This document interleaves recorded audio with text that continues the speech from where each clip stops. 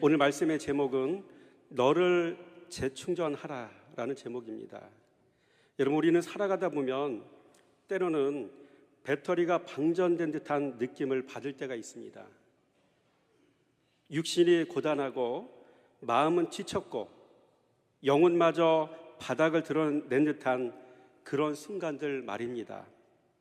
저는 오늘 본문 말씀을 통해서 엘리야 이야기를 통해 우리의 심령이 방전되었을 때 어떻게 다시 충전할 수 있는지 함께 나누어 보고자 합니다. 여러분, 우리의 삶은 마치 스마트폰이나 노트북과 같습니다. 아침에 충전 100%로 하루를 시작하지만 시간이 지나고 여러 앱을 돌리고 통화를 하고 영상을 보면서 점점 에너지가 소모됩니다. 처음에는 쌩쌩하게 잘 돌아가지만 어느 순간 알림창에 빨간색 배터리 부족 경고등이 뜨기 시작합니다. 이 알림을 무시하고 계속 사용하다 보면 결국 화면이 꺼지고 먹통이 되어버립니다. 아무리 버튼을 눌러도 반응이 없고 꼼짝도 하지 않는 상태, 바로 방전입니다. 오늘 본문에 나오는 그 훌륭했던 엘리야도 열심히 달려가다 방전될 때가 있었습니다. 오늘 본문에 나오는 엘리야는 지금까지 실세 없이 잘 달려왔었습니다.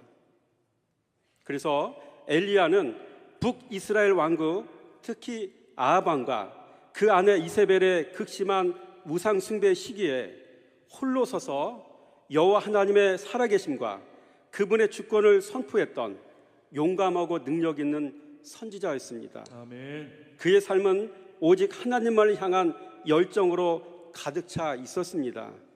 이런 엘리야 선지자에게는 훌륭한 업적들이 있었습니다.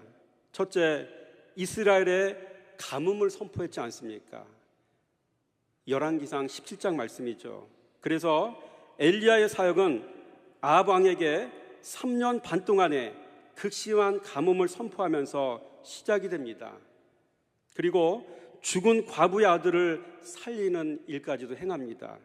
그래서 사르밧 과부의 집에 머물던 중 과부의 아들이 병들어 죽는 비극이 발생합니다. 절규하는 과부를 위해 엘리야는 간절히 하나님께 기도하며 죽은 아이 위에 몸을 펴서 엎드리기를 3번이나 반복했습니다.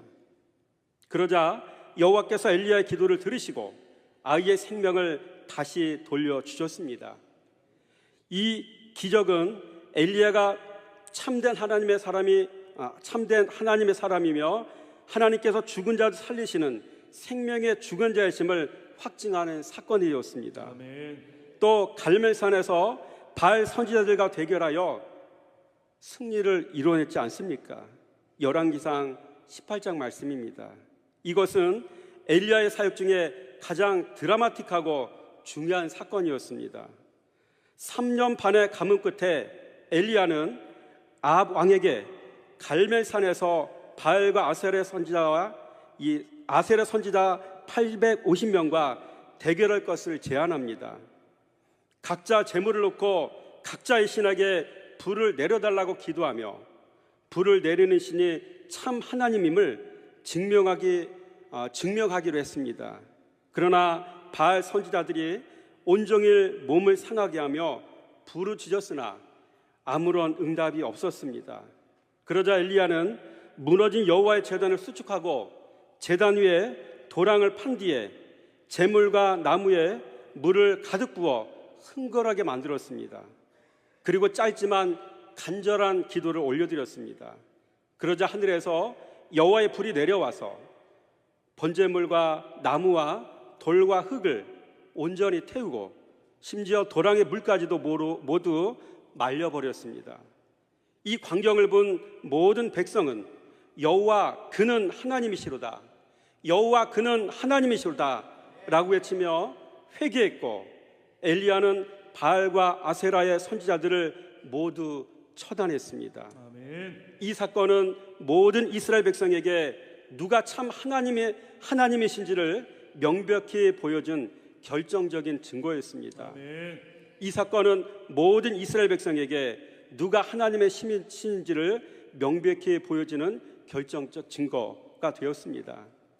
또 네 번째로 또 가뭄을 끝내고 비를 내리게 되었습니다. 열왕기상 18장 말씀입니다. 갈멜산에서의 대결에서 승리한 후 엘리야는 다시 비를 내리게 해달라고 하나님께 간절히 기도합니다. 그는 7번이나 종을 보내어 바다를 살피게 했고 마침내 손바닥만한 작은 구름이 뜨는 것을 보고 곧 큰 비가 올 것을 예언했습니다. 그리고 이 예언대로 큰 소나기가 쏟아져서 3년 반 동안의 가뭄이 모두 끝났습니다. 이는 비와 풍요를 주관하는 분이 바알이 아니라 오직 여호와 하나님이심을 다시 한번 증명하는 사건이었습니다. 아멘. 그러나 이랬던 엘리야 선지자도 사람인지라 방전될 때가 있었습니다. 본문에는 엘리야가 방전될 때 일어난 현상을 분명히 기록하고 있습니다. 첫째, 엘리야는 방전될 때 하나님보다 사람의 소리가 더 크게 들렸습니다. 우리 한번 2절 말씀 한번 읽어보겠습니다. 시작. 이세벨이 사신을 엘리야에게 보내어 이르되 내가 내일 이맘때에는 반드시 내 생명을 저 사람들 중 한 사람의 생명과 같게 하리라. 그렇게 하지 아니하면 신들이 내게 벌 위에 벌을 내림이 마땅하니라 한지라. 아멘. 내가 내일 이맘때에는 반드시 너의 생명을 저 사람들 중 한 사람의 생명과 같게 하리라. 이때 엘리야는 자신을 협박하는 이세벨의 소리가 하나님의 음성보다 더 크게 들렸습니다. 둘째, 엘리야는 방전될 때 하나님의 말씀보다 자신이 처한 환경이 더 크게 보였습니다. 우리 3절 말씀 읽어보겠습니다. 시작. 그가 이 형편을 보고 일어나 자기의 생명을 위하여 도망하여 유다에 속한 부엘세바에 이르러 자기의 사환을 그곳에 머물게 하고 그가 이 형편을 보고. 여러분, 그러고 보면 사람은 시각과 청각에 약한 것 같습니다. 그래서 넘어진 인류의 최초의 사람이 있습니다. 아담과 하와 아닙니까? 그래서 보암직도 하고 지혜롭게 할 만큼 탐스럽기도 한지다 라고 창세기 말씀을 기록하고 있습니다. 보는 것, 듣는 것 참 약한 것 같습니다. 그래서 우리는 보고 듣는 것보다 더 큰 무엇인가를 붙잡고 살아야 합니다. 그래야 시험에 들지 않을 수가 있는 것입니다. 셋째, 엘리야는 방전될 때 사명은 온데간데 없고 자기 애만 발동했습니다. 우리 3절 말씀 보니까 자기 생명을 위해 라고 이야기하고 있죠. 여러분, 자기 애는 본능입니다. 신앙인은 날마다 말씀으로 자기를 처복종시키지 않으면 본능적으로 자기의 쪽으로 기울어집니다. 그래서 다윗의 아들 압살롬도 그리고 사울왕도 결국 자기 기념비를 세우지 않았습니까? 여러분, 목회자도 잘 나가다 결국 자기의 쪽으로 빠져서 결국 영적으로 사면초가에 빠지게 되는 경우도 종종 있습니다. 여러분, 신앙인은 자기애를 이기지 않으면 인생이 사면초가에 빠질 수밖에 없습니다. 성도는 신앙에 죽으면 본능이 발동합니다. 그리스도가 자라지 않으면 자기애가 내 안에 있는 그리스도를 잡아먹습니다. 넷째, 엘리야는 방전될 때 스스로 동굴로 숨어 들어갔습니다. 3절과 4절 말씀이죠. 시작. 그가 이 형편을 보고 일어나 자기의 생명을 위해 도망하여 유다에 속한 부엘세바에 이르러 자기의 사원을 그곳에 머물게 하고 자기 자신은 광야로 들어가 하룻길쯤 가서 한 로뎀나무 아래 앉아서 자기가 죽기를 원하여 이르되 여호와여 넉넉하오니 지금 내 생명을 거두시옵소서. 나는 내 조상들보다 낫지 못하나이다 하고 자기 생명을 위해 도망하여 광야로 들어가서. 여러분, 엘리야는 아무도 없는 곳으로 도망갔습니다. 그리고 자신을 해코지 하는 사람을 피해 동굴로 숨어들었습니다. 그래서 사람의 소리, 자신의 처지, 자기 애, 동굴, 이 네 가지가 사람이 방전될 때 나타나는 현상입니다. 그러나 방전되었던 엘리야가 이제는 재충전하는 은혜를 힘있게 되어집니다. 우리 4절 말씀 한번 읽어보겠습니다. 시작. 자기 자신은 광야로 들어가 하루키쯤 가서 한 로뎀나무 아래에 앉아서 자기가 죽기를 원하여 이르되 여호와여 넉넉하오니 지금 내 생명을 거두시옵소서. 나는 내 조상들보다 낫지 못하니이다 하고 한 로뎀나무 아래에 앉아서. 여러분이 궁금하기도 하실 것 같고 저도 궁금하고 해서 제가 서치를 해봤습니다. 로뎀나무는 도대체 어떻게 생겼을까? 화면을 보시겠습니다. 광야에서 메마른 곳에서 로뎀나무가 이렇게 자란다고 합니다. 여러분, 로뎀나무는 엘리야에게 단순한 그늘 이상의 의미를 지닙니다. 엘리야는 이세벨의 위협을 피해서 광야로 도망쳐 로뎀나무 아래에서 죽기를 간청할 정도로 절망적인 상태였습니다. 그러므로 로뎀나무는 엘리야에게는 고통과 절망을 상징하는 장소였습니다.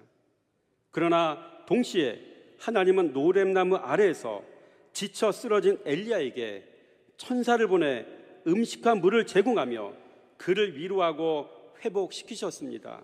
아멘. 따라서 로뎀나무는 엘리야에게 절망과 동시에 하나님의 위로와 돌보심을 경험하는 장소였다는 것입니다. 아멘. 그래서 엘리야는 이 로뎀나무 아래 앉기도 하고 누워 자기도 하고 먹고 마시고 잠을 청하기도 하였습니다.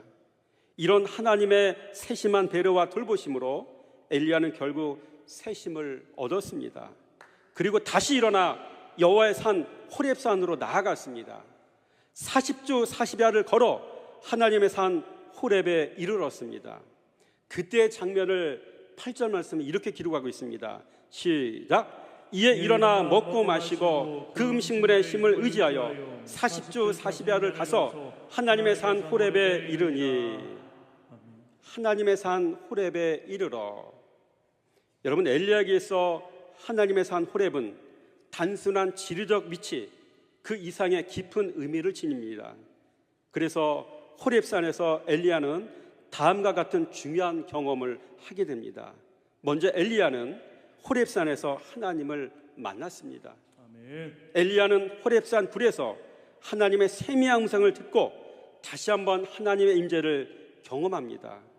그리고 갈멜산에서의 승리 이후에 좌절했던 엘리야는 이곳에서 큰 위로와 회복을 경험했습니다. 엘리야야, 네가 어찌하여 여기 있느냐? 너는 나가서 여호와 앞에서 산에 서라. 이런 말씀을 들으면서 엘리야는 새 힘을 얻고 다시 일어설 수가 있었습니다.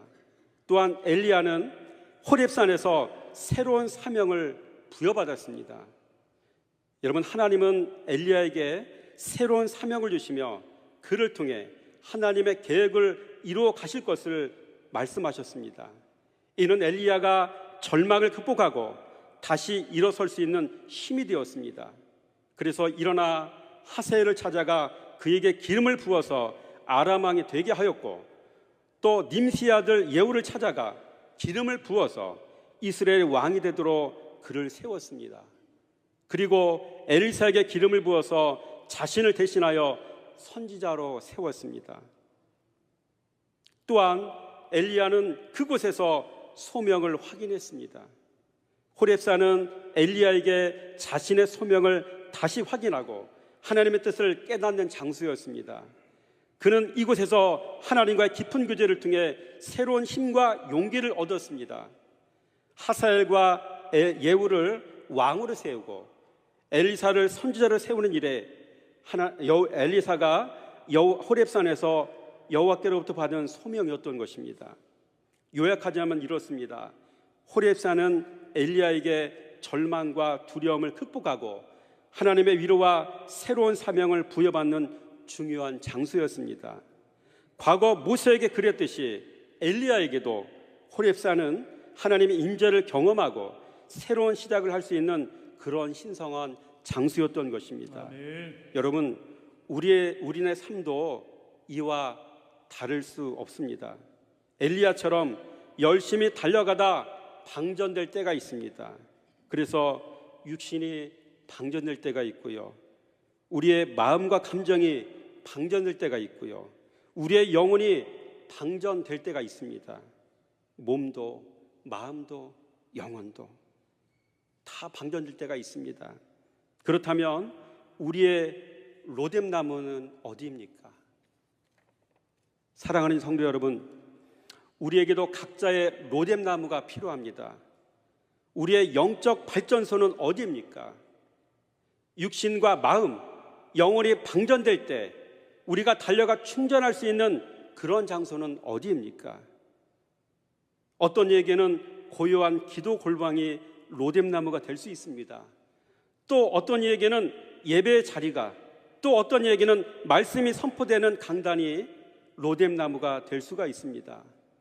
때로는 진심으로 교제하는 믿음의 공동체, 지친 영혼을 서로 위로하고 격려하는 소그룹 모임이 로뎀나무가 될 수가 있습니다. 중요한 것은 그곳이 바로 하나님과의 깊은 만남을 통해 우리가 다시금 충전되고 회복되며 새로운 힘을 얻는 그런 자리여야 한다는 것입니다. 우리는 완벽하지 않습니다. 방전될 수밖에 없는 존재입니다. 그러나 감사하게도 우리에게는 다시 충전할 수 있는 영적인 발전소가 있습니다.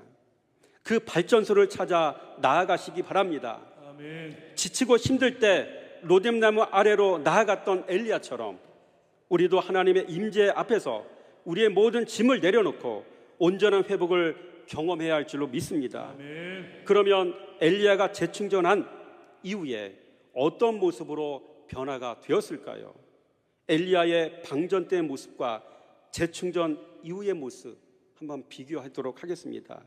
또한 이 모습은요, 우리도 지치고 힘들어 방전될 때 로뎀나무 아래로 내려가서 재충전한 이후에 우리가 변화되어야 할 그런 모습이기도 한 것이죠.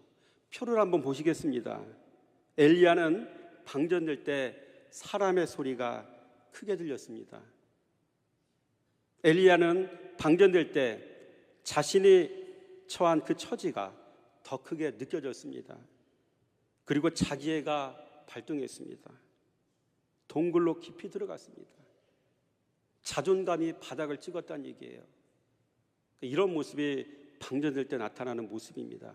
그러나 엘리야도 마찬가지고 우리 또한 하나님께로부터 영적 재충전을 받고 난 이후에 어떤 모습으로 바뀌어야 될까요? 오른쪽 모습이죠. 여러분, 여호와의 말씀을 사랑하는 존재가 되어야 할 줄 믿습니다. 아멘. 여러분, 성도의 힘은 여호와의 말씀을 신뢰하고 사랑한 데서 오는 것입니다. 갈렙은 그 광야에서 45년 동안 걸으면서도 한 번도 낙심하지 않았어요. 주신 약속의 말씀을 사랑하고 신뢰했다는 것이죠. 여러분, 교회 안에서 주변을 살펴보시기 바랍니다. 끊임없이 방전되지 않고 한결같은 모습으로 승리하는 분들이 있습니다. 말씀을 신뢰하고 사랑하는 사람들입니다. 이건 나이와 상관이 없습니다. 지식의 많고 적음에 상관이 없는 겁니다. 말씀을 사랑하는 자는요, 여러분, 방전이 되지가 않습니다. 아멘. 아브라함 보세요. 주신 약속의 말씀을 신뢰하여 아브라함이 여호와의 말씀을 따라갔더라. 그 말씀에게는 말씀 신뢰와 사랑이 전제되었다는 것이죠. 비록 달려가다 미끄러지고 넘어질 수는 있어요. 그러나 그 말씀을 다시 사랑하고 붙잡고 신뢰하고 나아가다 결국 믿음의 조상이 되지 않습니까? 복의 통로가 되지 않습니까? 아멘. 저와 여러분의 모습이 이루어질 줄 믿습니다. 아멘. 또한 우리의 모습은요, 엘리야가 자신의 처지가 더 크게 느껴졌던 것과는 다르게 우리는 하나님의 권세가 임하는 사람이 되어야 줄 믿습니다. 아멘. 두나미스와 엑수시아, 권세와 능력이 우리 안에 충만하고 그 권세와 능력이 떠나지 않는 삶을 살아갈 줄 믿습니다. 아멘. 말씀, 사랑, 신뢰가 이 권세와 능력을 소유하는 유일한 방법입니다.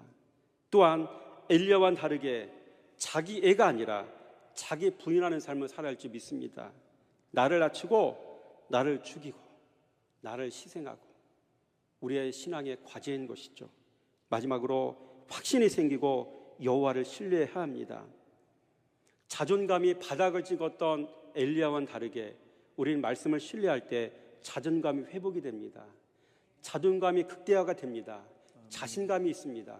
두려움이 없어지는 겁니다. 세상이 감당하지 못하는 신앙의 사람이 될 수가 있는 것입니다. 아멘. 여러분, 경제 문제와 물질의 문제와 또 사회적으로 많은 것들이 우리를 옥죄고 힘들게 합니다. 우리가 살 수 있는 유일한 돌파구는 말씀 사랑과 말씀 신뢰입니다. 이것만이 영적인 자존감을 회복하는 유일한 방법인 것이죠.